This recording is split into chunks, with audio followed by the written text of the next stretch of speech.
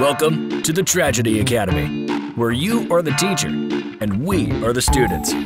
Together, we will learn from past tragedy to lay the foundation for a better humanity. The only supplies you'll need, an open mind and a sense of humor. So, tilt that chair back, talk out of turn, and never raise your hand, because this is the Tragedy Academy, and class is in session. Non-pura scholar. I don't take anything seriously. I stopped like 3 years ago. I did as soon as I found out who my family was when I was about 3 months old. I never took anything seriously ever again. That's amazing. That's how you open up a show, actually. Welcome to the Tragedy Academy, a show created to bridge societal divides in a judgment-free zone using candor and humor. My name is Jay, and my co-host Gary's in studio today. How you doing, Gary? Great. How you doing? I am so good today. So excited. Today we are joined by the legendary Ellie Neidhart, wife of the past Jim the Anvil Neidhart, the legend. And she has graced us with her presence today and going to share some stories, some anecdotes, and different things from her times in her life, as well as her time with Jim. We're super excited to hear about it. I myself, this is the era that I grew up in. And I think the first time I met you, Ellie, I came up to you and I told you, thank you. I didn't even know who you were until my wife pointed you out. And for some reason, I wanted to say that because that era, there was such a limited amount of information that we could take in or entertainment.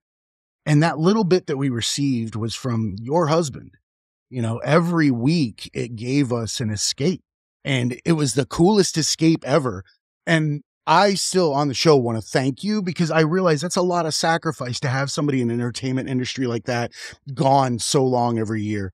So this is me geeking out a little bit. Your husband was super cool to me, and I appreciate you and what you sacrificed, for us, for him to be able to do that.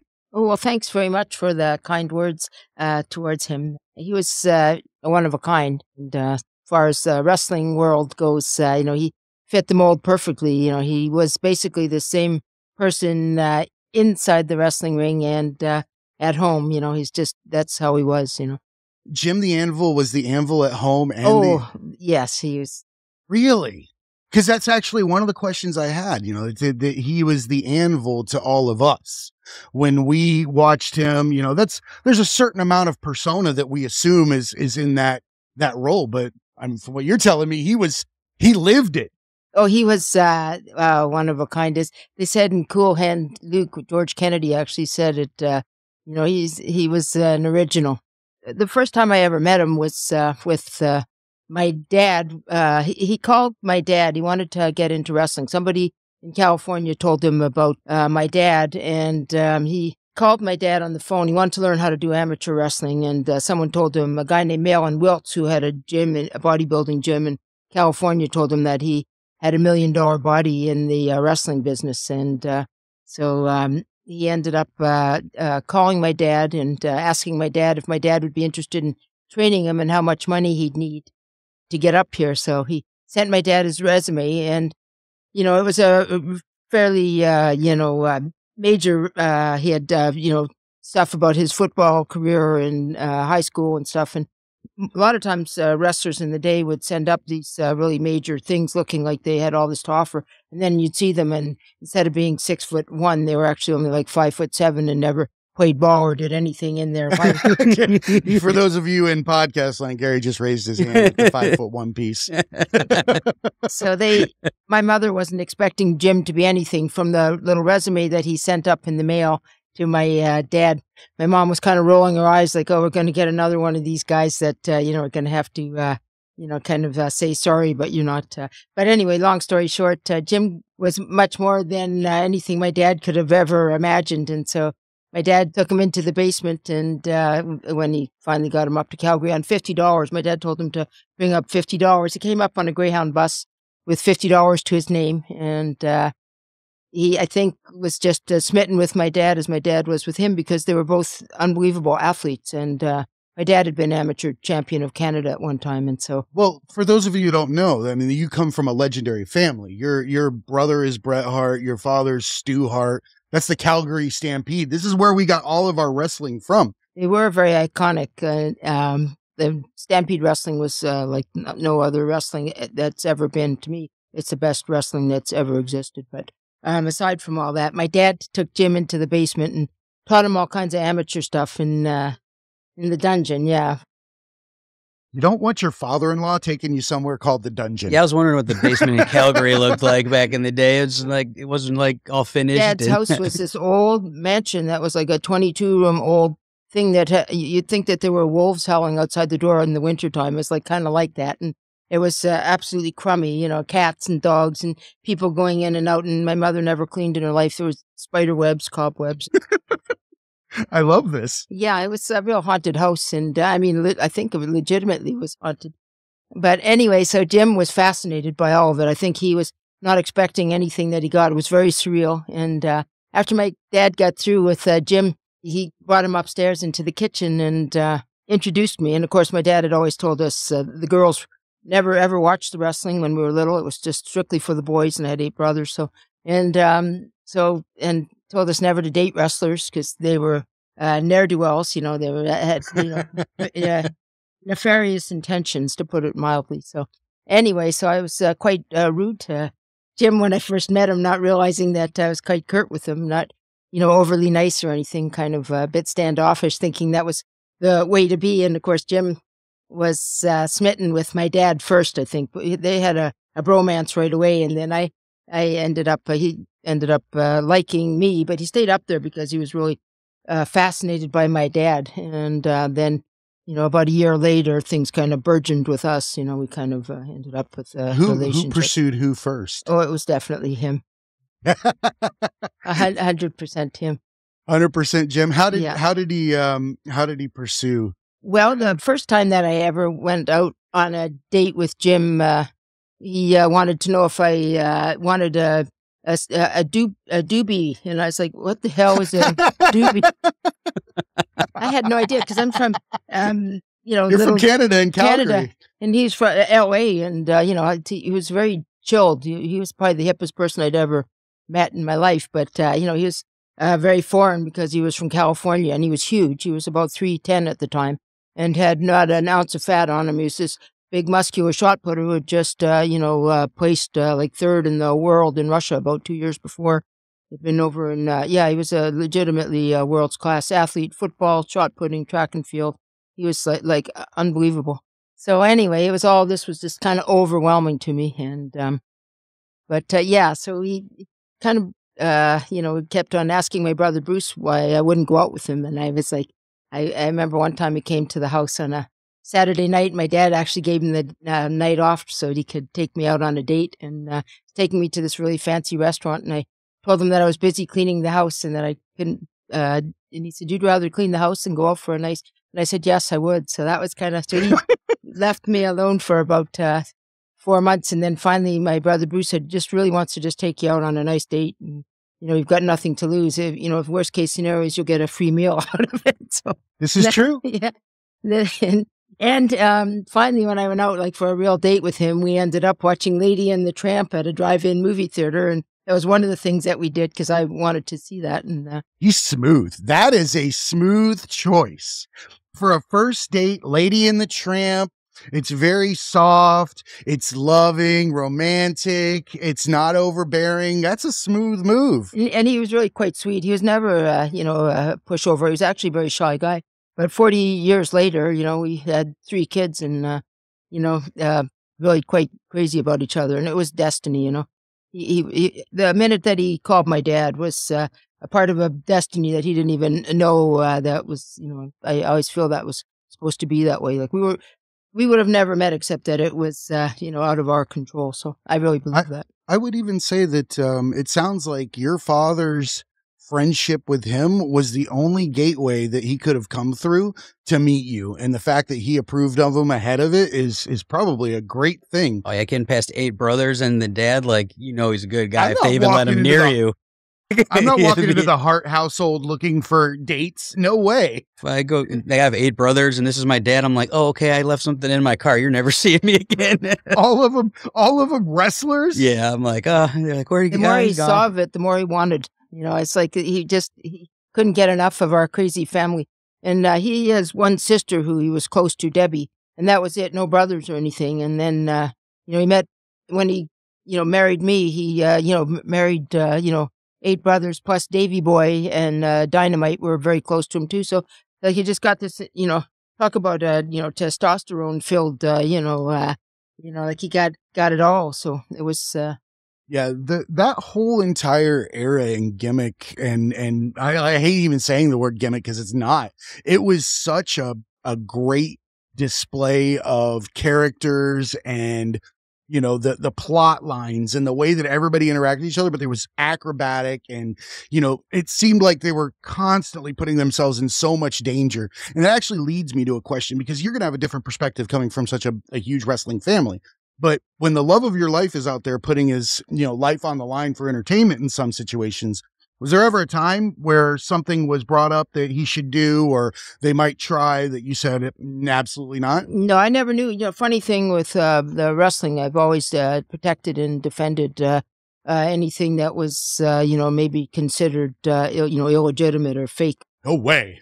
But, that's just how we kind of rolled. And Jim never discussed any of the wrestling element with me ever, and I never went to any of the wrestling matches ever, except for maybe when WrestleMania or Hall of Fame or something where we had to be there. It's like he kind of, and I always just respected that because that's always how it was with, my dad too. The boys just quietly did their thing and never brought it home really outside of, like just in the gym, so that's just how it was. So if anything ever happened, I never knew about it till, the next day.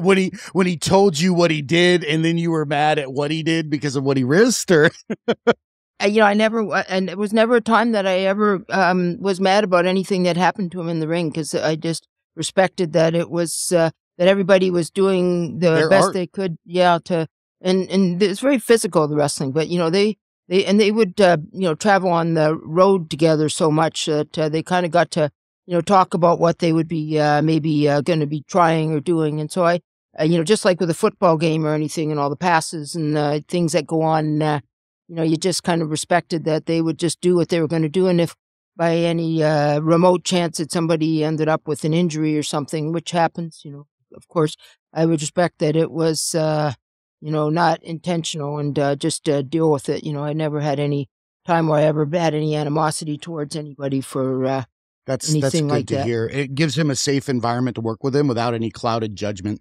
or thinking of what could possibly Yeah, I never. happen. That's amazing. Amazing way to look at it. Them as entertainers is, I've worked for the UFC for the last 20 years almost, and I work with professional athletes a lot. And the entertainment part, there's a lot of people that are athletic and physical and could probably learn the moves and stuff like that. But to entertain people, to be on, and that part impresses me. Like, I'm usually never on a microphone. Yesterday, I screwed this all up. Like, I'm always behind the camera. Like, I get nervous, and I've interviewed 10,000 people before. But, for them to be able to turn it on, be physical, and they actually get hurt out there, but not to let on, my arm is broken right now, but I'm not in a real fight, you tap out and it's over. But they're like, I got to finish the match. And, to entertain people and, the interviews and to sell in and cut the promos, to me, that's almost more impressive. I grew up in Cleveland around tons of athletes, and obviously I, couldn't play football in those, but having that ability and then figuring out how to be an entertainer too, and play a character enough where it's believable. But I think the best characters are ones that are really themselves, but turn it up a notch. That's what it is. You have to be a character to begin with to really fit into the world of wrestling. Be different from the day, you were old enough to talk and realize that, you weren't like other people, or that you were a little bit more flamboyant or, Eccentric and yeah. They wore pink. Our whole Men didn't family wear was pink like back that. then. They got guys wearing pink in my neighborhood in East Cleveland, which is the with hood. tassels. And Tassels. it would have never been a thing. Pimps would maybe pull it off, but we're wearing pink shirts all of a sudden, and we're like, I'm Anvil and he's Bret Hart, and Yep. that was broke down things that people wouldn't do. You had to kind of have passion for the wrestling world and really just love what you were doing, but have a good sense of humor about things. And most of the wrestlers are more upbeat than not. They see the glass as half full, and that's why they can deal with being on the road over 300 days of the year and dealing with not being around their spouses and like, but they, they're always upbeat. Like, my husband was actually and my brother Brett and Owen and You have to love it. like Yeah, they're very upbeat. absolutely. And my dad was always like such a happy person. And I have to say, most of the wrestlers that I know, like, they're all huge animal lovers. Like, they're really great guys. Like, there's very few of them that I would ever say anything bad about. I would second that. And Gary and I were talking the other day about, wrestling. We were geeking out a little bit about you coming on. And one of the things that I always loved about wrestling was the fact that the first 10 rows at every event that you show up at has people with disabilities, people with special needs, or any kind of person that would, or you see that they bring children and people that are, they don't have the ability to get to these things, and they're catering to those first few rows more than anybody else. You'll watch wrestlers have so much fun with a kid that thinks that it is real as, real can be, and enjoy it. It's amazing to watch. But I do want to point out the acting thing. I think that wrestlers are the best actors ever, especially during that era, because how many of us believed it was real for so long? And you're getting punched in the face while you're acting. Like, take That's amazing. Tom Cruise and start dropping him on his head and tell him to, like, stay in character and, like, deliver the lines and, like, adapt. Like, I know they have, like, maybe a loose script, but it goes left and you got to just change and go with it and, like, be real in the moment. And, like, that's tough.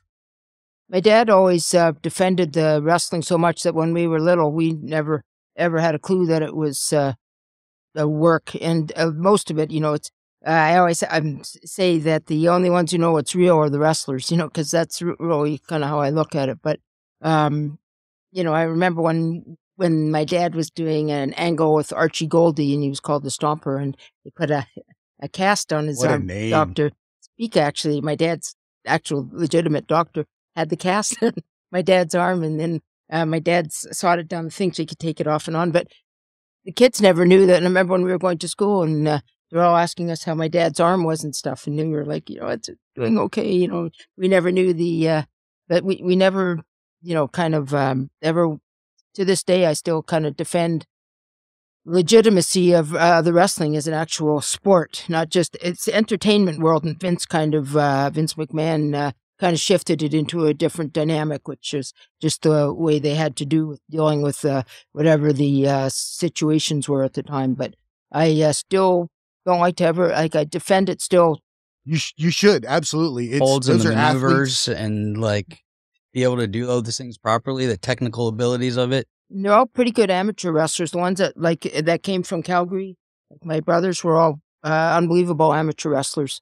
And Jim learned a lot of amateur from my dad before he ever got into WWE. There were 4 years of really strong training in Calgary where Jim got his roots. So he's wrestling like Junkyard Dog and Jake Roberts. These guys God, were I all love up there. that. Still, every time there's a chain around, I put it around my neck and pretend I'm the Junkyard Dog, like, any time. My friend Nick wouldn't let me put his parrot on my shoulder and pretend to be Coco Beware the other day. Coco, he's he and Jim and Owen all had fun together. I hurt myself jumping off everything, being Coco Beware and Jimmy Superfly Snuka as a kid. Like, it was our soap opera. Like, It really was. We didn't have stuff like that. I had 3 channels. I'm in my 40s. I grew up in Cleveland. We were poor. Like, we had 3 channels. Like, Saturday main event or something would come on. Like, and you never knew because there's no TV guide or anything. And we'd wait every Saturday. And it was on, and we were never happier than. It was Saturday like morning. randomly. Saturday morning and Saturday afternoon. Me and Gene Okerlund on there, Bobby the Brain Heenan, all of them talking. Good guys, all of them, like they were all dear friends to Jim, and they were our family too. That's honestly the way it looked like to us. I can tell you that, the family that I grew up in, much like Gary, it was a poor family, not many channels. We lived in the middle of nowhere, and things weren't always going the greatest at home. However, Saturday morning when that came on, nobody was fighting. Everybody was enjoying it. It was a time where it was like a ceasefire and everybody was happy. And that's honestly the thanks that I feel like everybody wants to give wrestlers, because it gives you that vacation, from your life. And it's a mindful moment. I always tell people when they come on the show, we have mindful moments in which we create things. And we dedicate our mindful moments to other people. We haven't been using them ourselves. So as creators, the onus is on us to utilize the mindful moments with which we create for good, for something that is going to affect change or give people that escape, not, give them the anxiety or anything like that. And that's why I thanked you. Honestly, it's because it really is the peace of mind that you get during that moment, watching somebody authentically do the craziest shit that you could ever watch. In the day, and I think it's like that a little bit now, but back when my dad's territory was around and Vince's was getting going in the 80s, I think what the fans loved was that if they had a really rotten SOB of a boss, which a lot of them did, they could go home and get it out of their system screaming. And the wrestlers, their personas were meant to kind of get the fans going behind it, but their passion and everything that they did was, that's what I think why wrestling still exists to this day, because you can go home and really just like everything, the whole week of stress and just all be obliterated in, a good hour of, watching good guy beat the bad guy kind of thing, which is what it's about. That's a great point to bring up. And that's that transference that we have. We get so locked up in our day-to-day lives, and we have all of this pent up anger or anxiety. And when you see that kind of situation, they're actually helping you release the same issue you have with your boss with Vince McMahon or something like that. They are picking select groups that they represent, slices of the pie, and giving them that voice. And that's a great way to put it. Seemed diverse too, like way back in the day when there wasn't like a lot of black people or different ethnicities, Iron Sheik, like there wasn't a lot of different people, it seemed like, on TV growing up. And but wrestling always had everybody. And going to the events now, I have a friend that works for the WWE and I have young nephews and they're huge fans. So there's a while, 10-year period where I didn't really watch much. And then I started bringing them, and it's every walk of life. I never see any arguments, fight. I mean, they'll argue because of the wrestlers they like, but not like real, but you'll see every walk of life. I love it. Old, young, black, white, mixed, like everybody is at these events, and like you don't hear politics, you don't hear religion, you don't hear any BS. No, just like people are just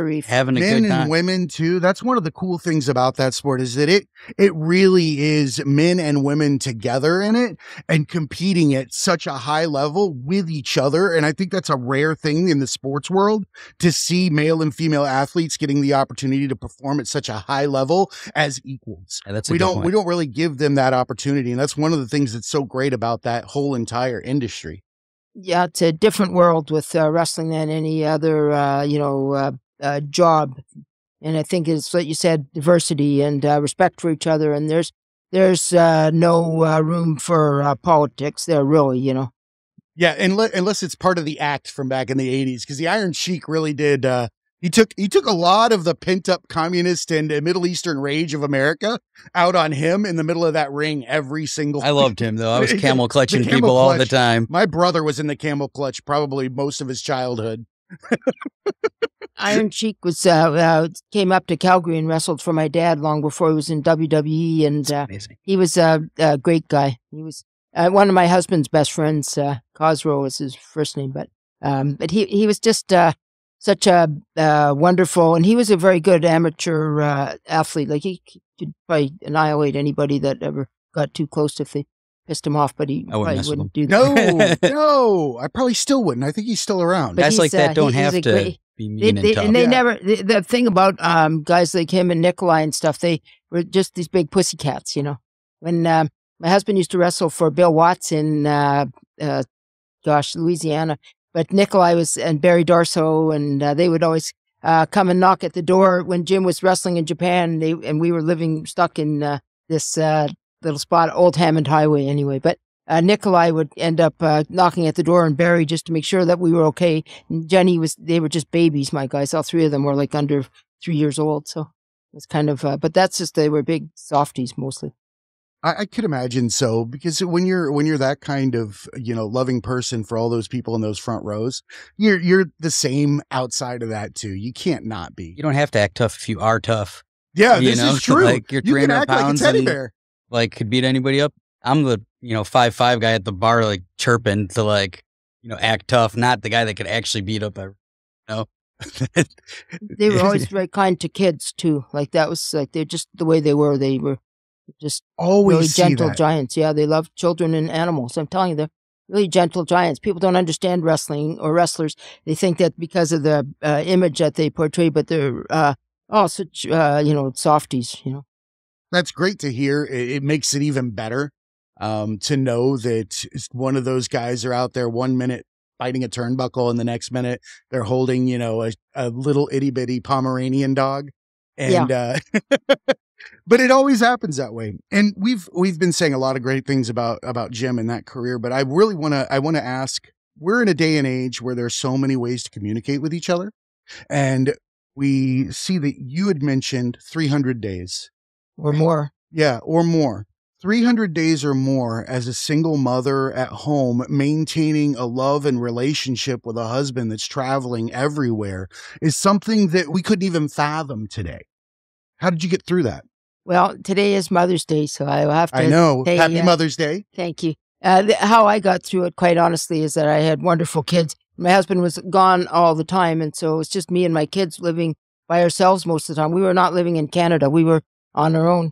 And we just had this unbelievable, friendship with each other. And my kids were always making me laugh, and we would just do stuff. And it was what got me through everything. And then when my husband would come home for the maybe 2 or 3 days that he got to come home and bring home a little bribery, a little doll or something for each of them, and promise them that they got to go to 7-Eleven for the cheap candy, and that was it. And and that was how it always was. I just got through it because my kids were so good. And my dad was always there for me. I had about $1 million in phone bills at the time. I was going to say, what's it like, dropping quarters into a payphone outside of a motel in 1982? It was like $1 million. AT&T owned everything then. Phone bills were expensive.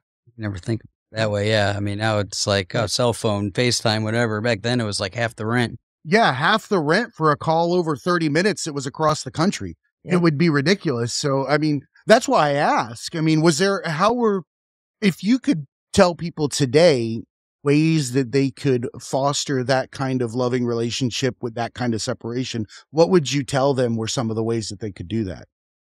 Quite honestly, just be kind to each other when you're with each other, to kind of, hope that whatever, you instill in each other is there when the passion's there when you're not around each other. And, family is the most integral thing in our lives, which it always has been in mine. So, that I couldn't say more than that. And, if he's being a really, really rotten, just, put a can of half-open sardines in his bag and let him know that you're Did this happen? Whoa. No, just slip that in there. It never happened. I think I saw it on an old that's gangster movie or that's something. amazing, though. Yeah. You might not get back to Las Vegas without sardines in your bag. Oh, man, I hate fish, too. I'm just kidding. That's too easy to grab a hold of. But no, we just, had to respect each other and be there for each other when he was home, and, hope that when he was on the road that he was, all the time we spent when we were together paid off. That's how it really was. And then a lot of long distance phone calls. I mean, what I hear is making sure that you're mindful when you're with the person that you love, that you're not thinking about the future or the past. You're actually enjoying the time that you have together in the moment. And I think that that's very important, and that most people should practice what they preach when it comes to things like that. Yeah, we really did. For 40 years, I had, such, a wonderful relationship, and it wasn't all, just sunshine and roses either. Of course not. But it was very legitimate, where we really loved each other, and that's still, to this day, it's the only person in my life outside of my children. So. You don't see people as successful as they are in their careers or as happy as they are in their roles if their familial unit isn't solid, or that they don't have the support at home to go with it, or at least some form of people that they have chosen in their life that acts as a surrogate family or something along that lines. That's the backbone, isn't it? Yeah, it really is. And I didn't see that my whole childhood.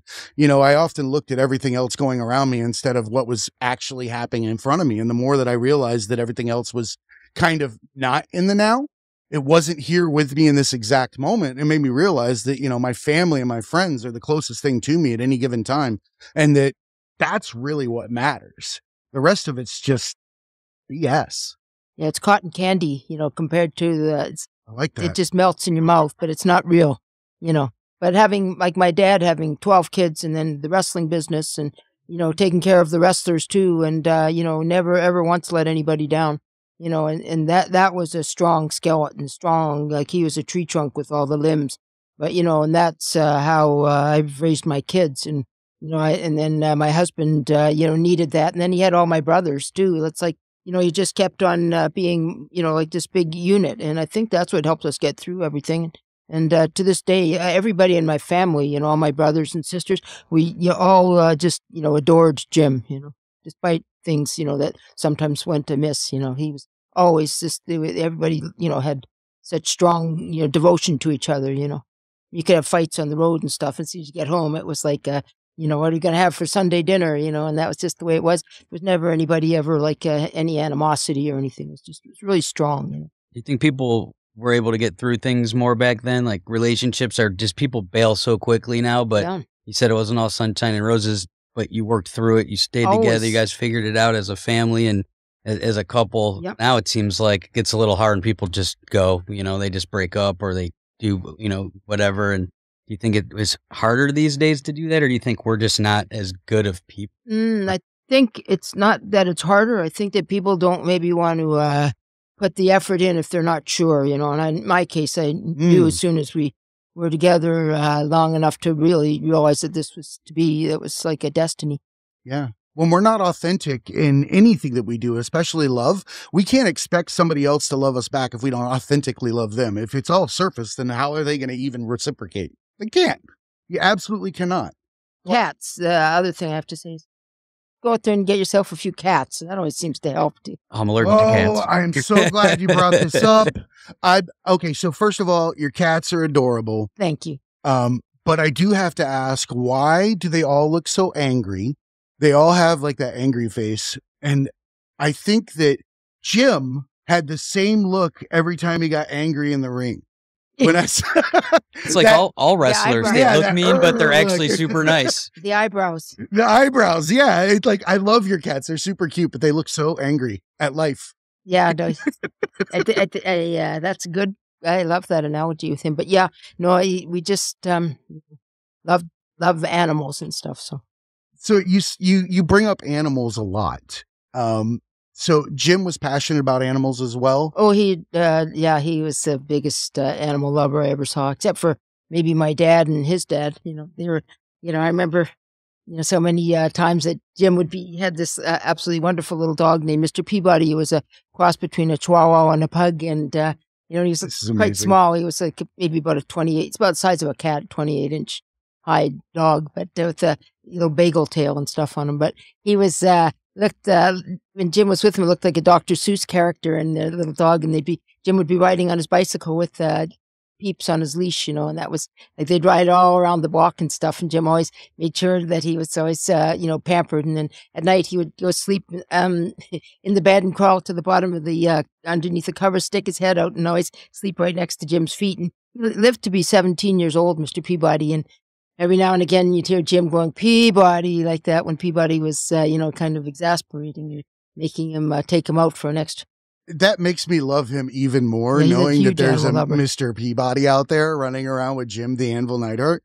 That's even better. Well, I have to say, this little dog, not to get off on a tangent, but when we first got him, my daughter Muffy duped us, and somebody had given her this little dog, and she told us that it was a full-grown, she had said it was like a miniature mastiff or something. The dog was only about maybe 6 inches tall at the time. Jim and I ended up getting totally sucked in by this dog, and we took it over to my dad's house to show everybody for the Sunday dinner, and somebody had a pair of wire-rimmed glasses and put them on the dog, and they said that it looked like Mr. Peabody from the old Rocky and Bullwinkle show, and that's how it got its name. Love that cartoon.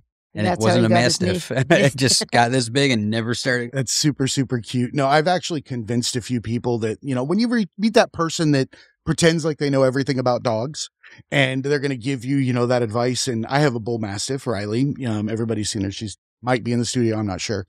bull mastiffs look similar to pugs. And more often than not, I have told people like that she was a giant pug, specially bred, and that now you can find them in certain areas and they'll agree with you. Oh yeah, I heard about those. I'm like, sure you did. Like, it's a bull mastiff. I would have bet that. So Ellie, I want to thank you my much pleasure. for coming in here. And I want everybody to know that when people put in the time and the effort into those moments when they spend time with each other, the benefits far outweigh anything else out in life. And I want everybody to see that you spent those mindful moments together with Jim. And that's where all of this love flourished from. Enjoying each other authentically. And I got to say, the more that you tell me that you see Jim, always the same at home and the same out there, that explains so much more about how successful and convincing he was, because he was always being himself. If you're 100% authentic in life, you're going to go 110% further every single time, because people are going to accept you for who you are. And it sounds like you two accepted each other for who you were. And I think that that's something that everybody out there should take away from this. Oh, so thank you. Thank you so much. Thanks for that. Oh, I appreciate it. Thanks for having me here and wanting to interview. I appreciate it. 100% our pleasure. 100%. You were responsible either directly or indirectly for the entertainment of millions and millions, starting with your family at home in Canada and the people that they taught, and then the people that they taught and they taught. And like, if you really think about it, in Calgary, which most people have never been, started something that has gone worldwide a million times around, and like generations of stuff that, I mean, minus 10 degrees in Cleveland, pours dirt. Me and my brother sharing a bowl of cereal, watching that. Like, I'll start crying if I talk about it too much, but it's like, I was the Anvil. He was Bret Hart. He had the glasses. I always had a flat top growing up, like broke his ankles both at the same time once, like crazy story, but not accident. But like, we just, like, it was, passing the time, like bringing people together. And it was just like this is going to last for the next 5 generations of just what started in Canada.